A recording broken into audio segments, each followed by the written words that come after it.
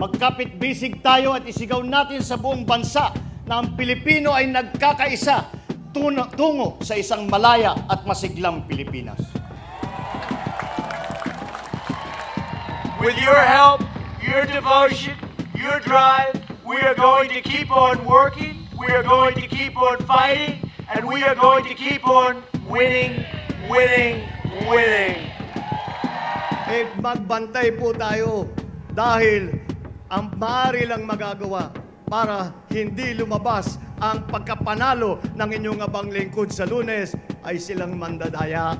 We're going to win this election. The only way they can take this election away from us is if this is a rigged election. We're going to win this election. It's the same script. I win or I am cheated. Two men gunning for the country's top positions would not have it any other way. In the Philippines' 2016 elections, former Senator Bongbong Marcos was defeated by then-Congresswoman Leni Robredo by a slim margin, just over 260,000 votes in their 14 million count.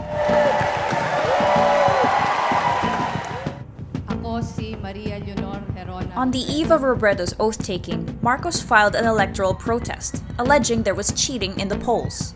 Hindi natin inaasahan na ganun ang magiging pandaraya na gagawin, na institutionalized at many levels in many ways.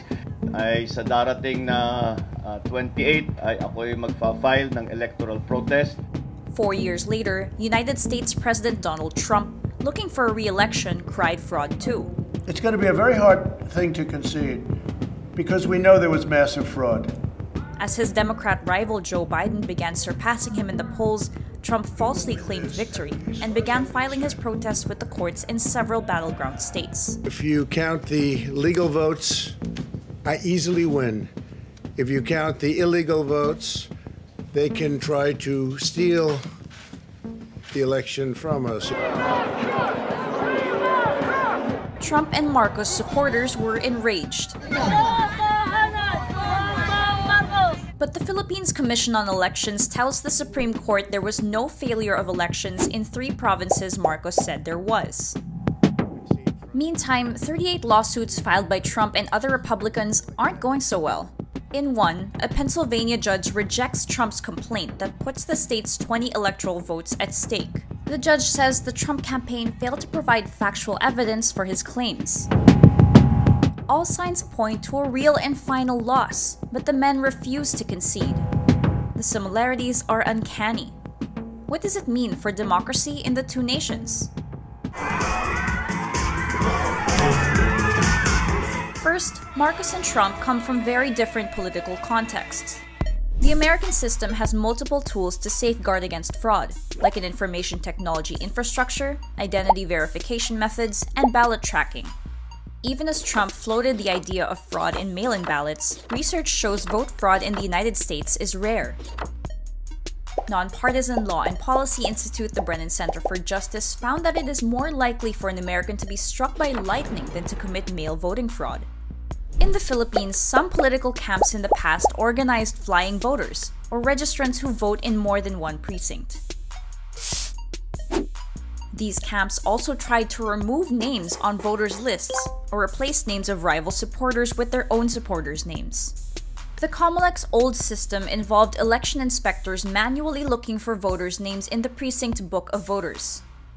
This system was only replaced in the 2019 elections when the COMELEC introduced live fingerprint scanning technology. The American systems are well entrenched, which is why there is a pushback from the courts on Trump's claims. In the 2000 race between Al Gore and George W. Bush, the presidency came down to Florida, where Bush led by just 537 votes. After a 5-week recount battle, the Supreme Court put a stop to it. Now the U.S. Supreme Court has spoken. Let there be no doubt, while I strongly disagree with the court's decision, I accept it. I accept the finality of this outcome, which will be ratified next Monday in the Electoral College. And tonight, for the sake of our unity as a people and the strength of our democracy, I offer my concession. In the US, the systems are faster, and both opposition and the sitting party have some respect, more respect for institutions that work. In the case of the Philippines, we're used to a lot of electoral protests, and sometimes we're looking at the track record of the Supreme Court. The record of the Supreme Court is erratic. The Supreme Court in the Philippines is more unpredictable than the US Supreme Court. But even in different contexts, the goal is the same: to question the integrity of the election. The world looks to the United States as one of the oldest modern democracies. But as shown in the case of President Trump, just one person can rock the foundation of the system founded on the words, "We the people." The distrust is further enabled by populist appeals. In the case of the US, perhaps the populist style of Trump has also eroded people's trust in institutions. If we keep on allowing people to go on to the public promoting fake news and fake unsupported allegations, of course, that leads to mistrust in the system, the whole political system. The Philippine electorate needs closure. For as long as the High Court defers the dismissal of Marcos' case, the actual winner may never fully gain the trust of the people. As long as this case is ongoing, there will always be a doubt on the credibility of Vice President Lenny Robredo. The fact that your victory is being questioned, ang pangit nun eh. Ibig sabihin, there's this shred of doubt whether you really deserve to sit in that seat.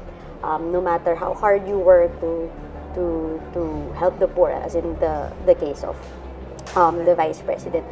The US case shows even the oldest democracies can falter.